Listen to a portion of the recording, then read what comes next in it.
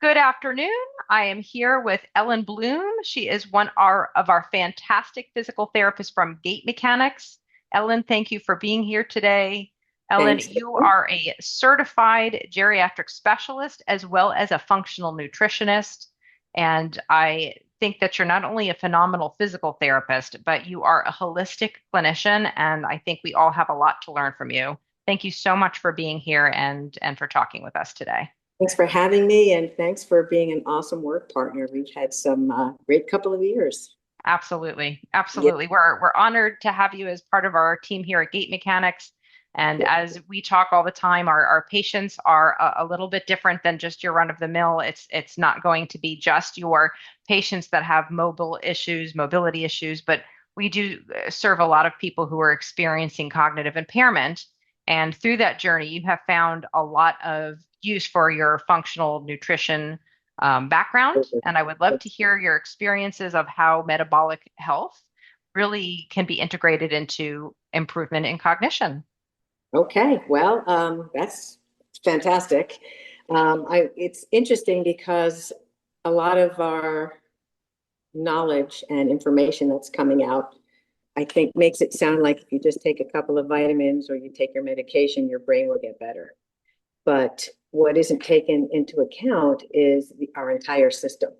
And all of these diseases that we face today, including cognitive loss, including Alzheimer's, including dementia, are internal. They start, I would say, downstream, right? I believe everything begins in the gut and the hormonal system.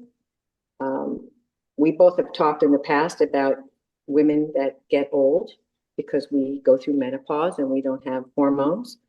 And because of the tainted, I guess the World Health Initiative, where they did that study on women's hormones and found that these hormones caused cancer, and it turned out actually not to be true because they were using synthetic hormones, and it might have even been a 6% amount of women that developed breast cancer, and the whole medical world went crazy and stopped women from having any hormones at all. And part of that aging process is Alzheimer's, because how many estrogen receptors are in the brain? There's a tremendous amount. So Right. that's one piece. And it's actually been a very touchy and difficult subject to talk about with a lot of our clients who are older and are seeing physicians that are still also educated in older science and maybe aren't keeping up with the newer science. So that's one component. Another component is our gut health. And when our intestines, our small intestines, become leaky, and that's a whole conversation about how that happens, and it's with food. And we'll talk about that as you ask me questions. The gut barrier is also the gut-brain barrier. So Hippocrates said, I think like 5,700 years ago, that everything begins in the gut.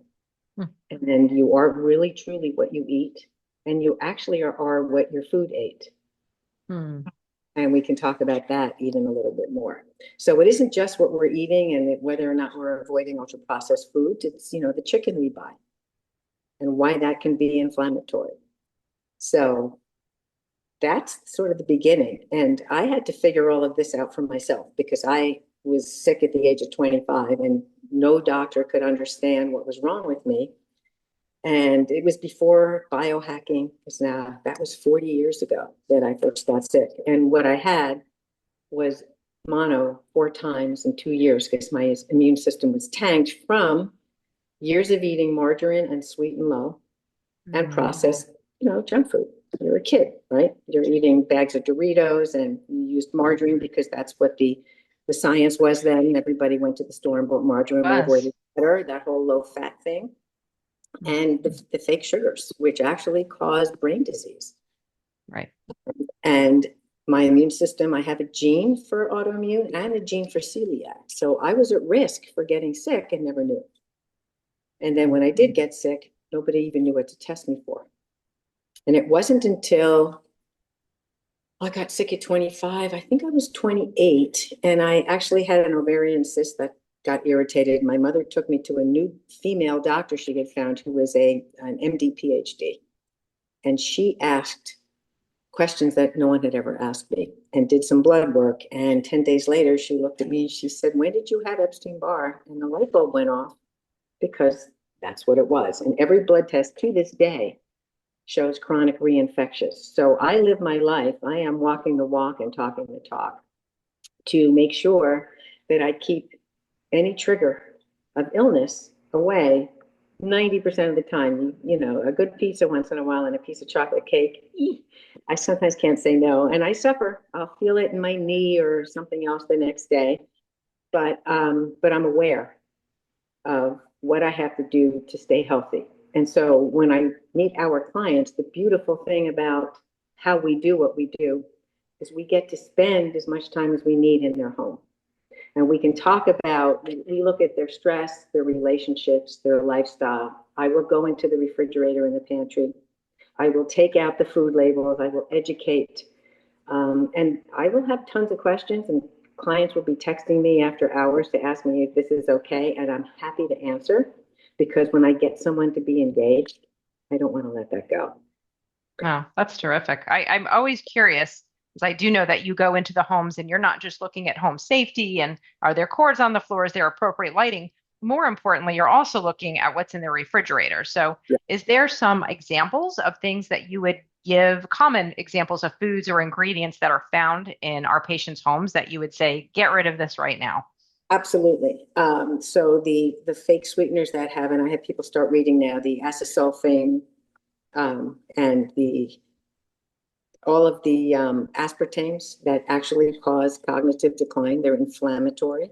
The fake sugars, the sorbitol, the maltodextrin, all the hidden sugars that are in foods as additives, that you think they don't make a difference, but they do. We had one client who, I watched him. He looked like he had Parkinson's, and he was in his 90s, and he was eating the same cereal Hmm. every single day and had all of these extra additives in it. Um, and it broke my heart because he was already in his 90s and he couldn't understand what I was trying to teach him, that we had to find a different cereal, for example. Right. I also explain to patients that the wheat that we eat is no longer made the same way as it was when they were younger. And what I mean by that is, you know, everything's about money, and the wheat product is sprayed with glyphosate. Well, why do they do that? They want more. So the way it works is the wheat is growing. They spray it with weed killer.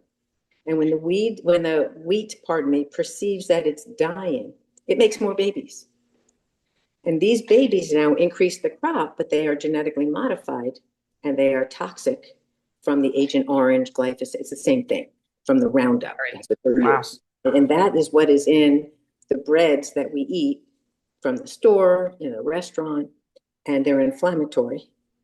And this inflammation, if you think about your small intestine, okay, it's a really, God is cool, okay, a really fine gauze. Because what is supposed to happen is we break down the food with from chewing all the way through the stomach. Okay, the food breaks down by different enzymes, and it's small enough to be, the healthy nutrients are reabsorbed through the beautiful gauze in the small intestine.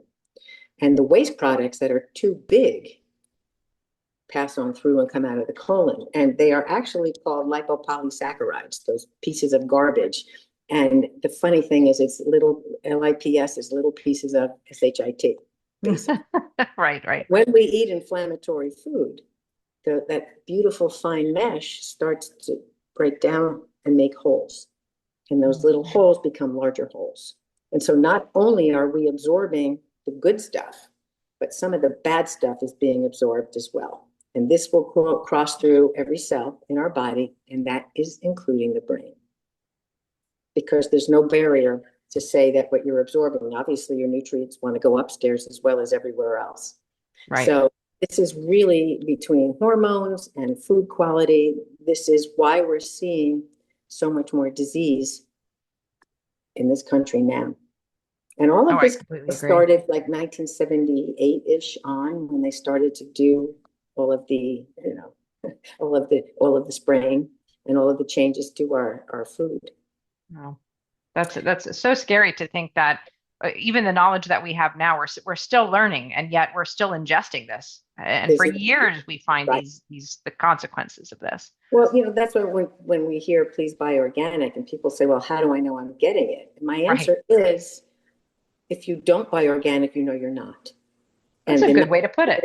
yeah, and the Good way to organic put it. foods are being sprayed. I Right. mean, so maybe your organic foods are in the next field and they're getting some, but they're not getting all. So it's got to be a little bit better. And I try to eat organic vegetables, fruits, etc., and my health is good. So I'm thinking it must work. Absolutely. Yeah. Absolutely. You are definitely the poster child, I always say. No question I am whatsoever. very blessed.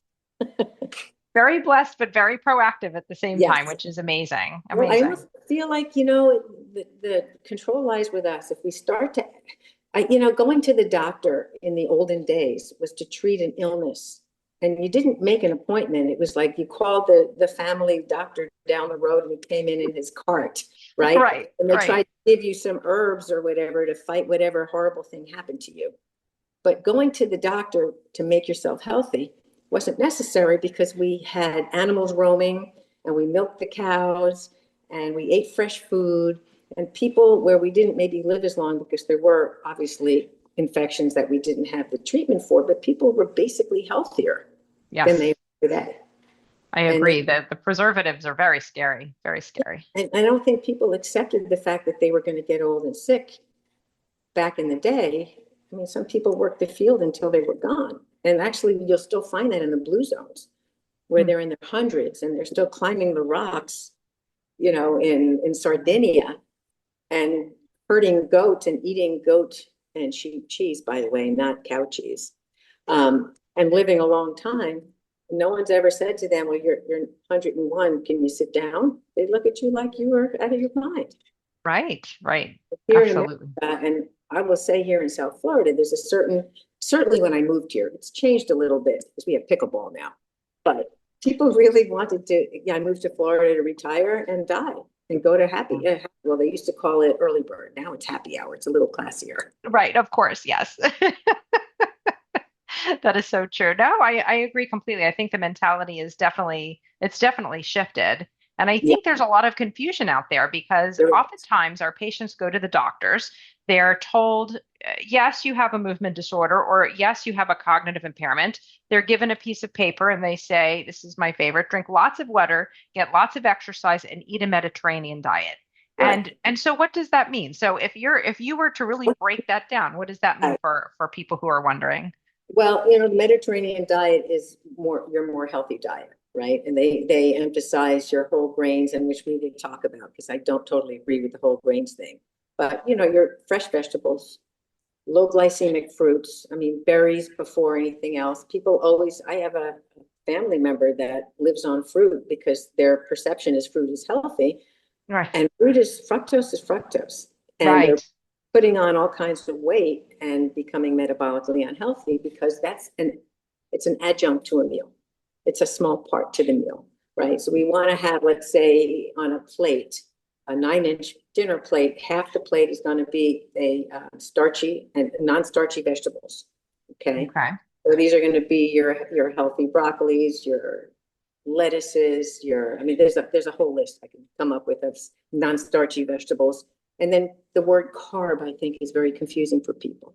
Yes. Okay. The carbs that are bad, and we'll say a quarter of the plate are carbs. The carbs that are bad, that people confuse with the carbs that are good, are the simple sugars, the grains, like the breads, like the crackers. Okay. Anything that's really white and made from wheat. And that would Okay. be any kind of wheat. And I don't believe that the whole wheat, we can't break whole anything down. So when we buy food that they say is whole wheat, I think it's coloring. I just can't believe that it's whole wheat because we can't break it down. We don't have the enzymes. I would Okay. rather see the starchy vegetables, yuca, okay, Mm. sweet potatoes, turnips, parsnips, tubers, things that are high fiber, right? That Okay. are gonna allow us to have bulk. We could use psyllium husk. We could use artichokes. Um, Something else that falls under carbs is going to be your salads and your fruit. And you limit that as well. And then the other quarter of the plate is your healthy protein. Healthy proteins would be regenerative farm meat and chicken and wild fish, right? Because then when I Okay. say regenerative farm, that's another issue that I have to teach our patients. when we get conventional meat, the living conditions of these animals are not healthy for us. They're given, even if it's organic, and if you buy organic meat in the store, it means they're given organic corn and soy. But you're still getting GMO or Right. non-GMO. It's still corn, it's still soy. This is not food. Okay. Gotcha. They may not be getting antibiotics, but when you eat that meat, you're getting their corn and soy. I can't break corn down. It inflames my gut and aggravates my immune system. Chicken, the same thing. Everybody thought for years because it's low fat, chicken is healthy. Yet people are getting sick from eating organic chicken, non-organic chicken. You go in a restaurant, you're not getting organic anything. You're So right. regenerative farming is, I know I'm geeking out here, but it's growing in the United States, and people are trying to return to the old farming practices where animals were raised humanely to make healthy meat so that we can eat and be healthy. Right. So those are things we could look into and share links at some point. And I have started eating meat again because if I order it from regenerative farms, because I need that protein. I work out, I lift weights, and sometimes I feel like the fish just might not be as exciting. Yeah. Or Oh, absolutely. if I can relate. and if I come off a 60-mile bike ride, I really think I want a burger. Right. You've earned it. You've earned it. Which Absolutely. I wrap, by the way, in lettuce or Nice. a cassava wrap, which is Oh. very low glycemic. It doesn't spike your blood sugar. Oh, So okay. yeah, so you can have a sandwich with a cassava Siete brand, Siete. They Okay. make almond flour wraps that you can get at Costco, but they make a cassava that you can get at the grocery store or Sprouts. And the cassava is actually even healthier than the almond, especially if you're pre-diabetic or diabetic. That's It, great to know. yeah, Okay. yeah. So that's just a fun thing. And I'll have an almond butter Mm. and cassava wrap sandwich if I want to. That sounds With some great. fresh berries on it, right? Because sometimes you need a sandwich and it's not going to be on that would be disgusting. Right. No, no, I think and actually that's a nice, easy way to think about it because Yeah, most people don't know where to begin in exactly. terms of, I really substituting. try to, yeah, keep it simple. And that's one of the things I do teach when I go into the pantries is we'll come up with alternatives. Like, what do you like to eat? Because you can't make it so strict that people are feeling that they're being restricted and it becomes a negative because then it becomes an eating disorder. So this is I really agree. more about education and choices and not restricting yourself to the point of another sickness. Right. And I think you put it very well that going into your own pantry and eliminating, Yeah. margarines, eliminating any sort of preservative, sweet and low, those sort of things are very low hanging fruit to start with. So I there's it's some, yes, and amazing how that affects it's you. amazing. And there's really great alternatives to the sugar that have been proven to be healthier. For a Okay. while, I was using monk fruit as a sugar substitute, but there's great studies on allulose. And allulose is more healthy even because it seems to have a lowering effect on blood sugar. Really? Okay. So now that's the only thing you find in my refrigerator. And I never used to put anything in my cup of coffee except MCT oil. But because coffee can cause a sugar spike, I'll put a teaspoon of allulose in the morning now. And I don't get the coffee sugar spike in the morning. The morning is when we sometimes see, especially with our diabetic clients, they have that syndrome where there are sugar spikes, right? So little teeny tricks like this Wow, really can, that's so helpful. yes, down to a nice baseline. So Um, in these sugar spikes that you find, I know that we've had a couple of patients in particular, of course, not to mention names, but I do right. remember one in particular that was having some insulin resistance and some sugar spikes that were directly affecting not only her cognition and everyday function, but actually neuropsychological testing Absolutely. changed over the course of time. Can you speak to Right. that a little bit? Yes, absolutely. So when I met that client, they actually had her on Seroquel, which is that nursing home drug that you give to the clients that are sitting in the wheelchairs with their tongues hanging out when you walk in the door of a nursing home, because she Yes. was having sleep difficulties and anxiety and back pain. Mm. So even though she was our cognitive patient, I got to see her for her back pain, and it turned out she used to. I don't know if I can go into her former vocation, but she was a musician, and the way she held her instrument created a functional scoliosis. So Oh, this is interesting. part of the beautiful story that you get. One of the best part of my first session is I want to hear what you have to tell me. One thing I learned in PT school in 1980, oh, gosh, was I think the only wonderful thing I learned in PT school actually was listen to your patient. They'll tell you what's wrong with them and they'll tell you how to fix them. And so here's Yes, the yes, story is, absolutely. you can ask questions, but don't go in with a bias or any concept that you know what's wrong with them, because there's something about them that you don't know till they tell you. Right, And I heard about her career and how many years she played this instrument. And, I knew she had a good brain. If you're a musician and you're playing this, I mean, it was the harp. It is not a common, simple instrument, but she had this tremendous rotation. So we worked on things that she needed to do. And this made her feel better, and this created trust. And then I was able to work with her psychologist, who was able to work with her psychiatrist to get her off of this horrible drug that was really impairing her ability to function. And she lives alone in an apartment that she rents, and her three children, her sons, do not live here. So right. she's a woman without a daughter, Mm, living alone, and what was her goal?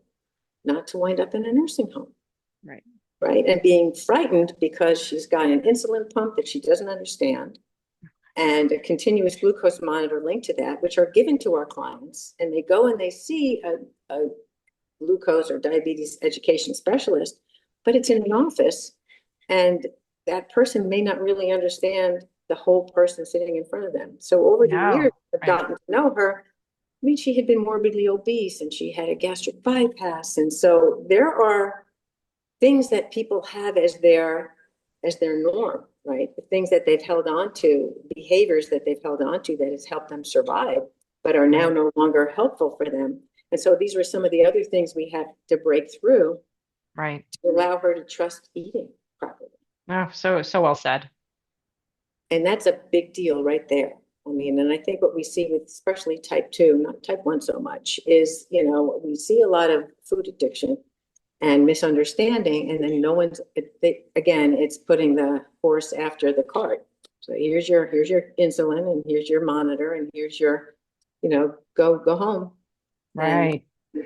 have a nice day. And so what I was seeing was, and she, not just her, but now I have a monitor to tell me when to take the insulin so I can eat what I want, Right, right. and I can self-medicate. And instead of saying, what can I do to avoid those spikes, which might actually affect my cognition. So I think it's 3 or 4 years she's still living home.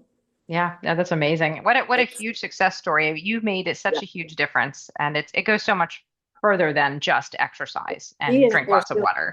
and she asks me questions all the time, and I'm still educating about food because it's almost like it's a personal project.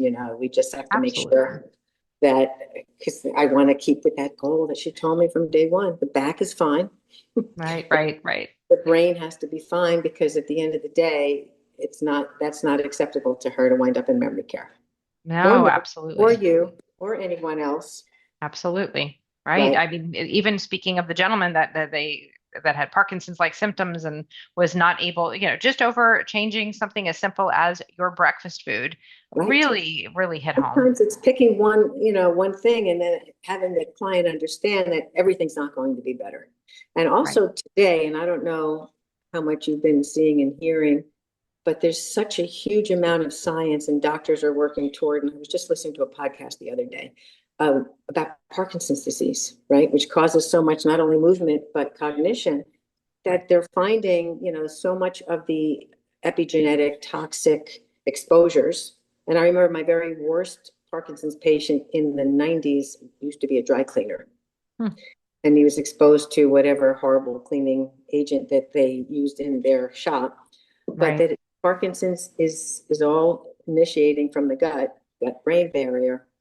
Right. And, treating the symptoms is great, but we need to work downstream back into the gut and see what we can do to change, because there could be reversal. Absolutely. And so important. The other biggie that I have to talk about, which is vitamin D. Hmm. Okay. And so with my research, Epstein-Barr, people with chronic reinfectious Epstein-Barr have tendencies to develop two diseases, lymphoma and MS. Mm. And the conventional and even the functional knowledge of your blood vitamin D levels are very different. Right? Okay. Conventional medicine will tell you 30 to 60, 80, and functional can go 80 to 150, depending upon each person, because we are all N of one, right? And so I've always worked with keeping my vitamin D levels, and I check them every 6 months.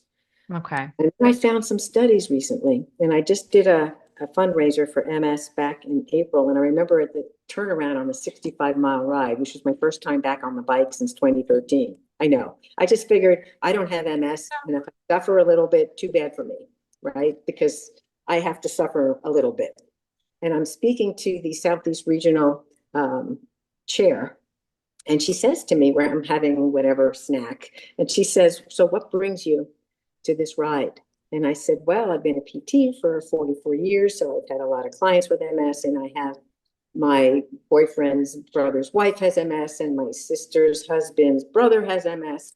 And I said, "And I have Epstein-Barr, and there's that tremendous link." And then we started talking, and I said, "And my blood levels of D are about 117 to 120." And she said, "I can't believe you know that science." It's so not out there yet. It's But it's amazing. like the higher your D's, the less chance you have. And maybe even if you have MS, you need to look into more of a functional approach about your vitamin D levels. Like if they're at 40, you better bring them up a little bit because you Right. might not relapses, Well right? And said. then look for diet and see what we can't do to keep down the inflammation in the gut so that maybe the brain can take a break. Right. Absolutely. Yeah. So that's sort of how I perceive the world. What's going on your fork? Yeah, no, it makes such a big difference. And you hit the nail on the head that a lot of times what we do is we're symptom managing. So we're managing the outcome, we're managing the results. We're not backing up and saying, why is this happening to begin with? What can we do to change that? The root cause. Well, that's the difference between conventional and functional. And I think happily there are more MDs that are starting to look for answers because they're not happy with the outcomes. And these are the MDs that aren't working in corporations because they have to, right? These are guys that aren't afraid to, guys and girls that aren't afraid to go a little deeper because it bothers them to just go to work every day and go home and write prescriptions and not see anything improve. Just like Right. us with what we do. It's like what can we do to teach you to help us make you better with us, right? It's a Right. collaborative effort. I'm not coming in to show you exercises, and then because you don't want to go on your piece of paper, I'm going to come in once a week and lift your knees 5 times with you. I Right. really am coming because I want to see how we can make you better. Right. And it does take a village. I mean, to your Yeah, point, everybody's got their role in this. I think that one of the things that we have forgotten is that medicine, there's a place for it. We're all alive today because of medicine, but there is a place for that. And it is important for our people, our community, to be aware that there are other things we can do that do yield results and do, have positive changes in mobility and cognition, and we're not left to the devices of just medication or just wait, as you said, like coming to Florida and just waiting to retire and die. yeah, It's yeah, not what we're waiting for. We can do better. There's exactly. hope. I have to say too, we have clients now in their late 90s and early 100s. And I have one lady whom I adore. She's as sharp as a tack. She is a spitfire. She lives on the second floor of a walk-up building. Oh gosh. There's no elevator and no special. When she was in her 80s, her children wanted to put in one of those electric chair lifts. And Right. she said, "I'm going to die soon. I don't want to spend that kind of money." It's been 22 years. Oh my goodness. Wow. That's amazing. It just tells Yeah. you how hilarious. So Yeah. mobility, here's a perfect example of somebody who didn't say I can't do stairs because I'm 75. Right. He has to do stairs, and I have to say that I think that's played a tremendous part in why she's still with us at almost 102. That's incredible. That's It is. incredible. We don't hike in Florida, but if you have stairs to climb, please do. Right, right. Absolutely. Absolutely. Yeah, Ellen, this is fantastic. I thank you so much for being with us today. I'm hoping to do more talks. There's that so would be much we great. can learn from you. This is just, if anybody knows Ellen, this is just a drop in the bucket of her knowledge, and I am very excited to continue to have the conversation going. Thanks, Absolutely. Dana. We will definitely be back. All right. Have a great day. Thank you. Take You're the care. same. Thanks. Bye bye.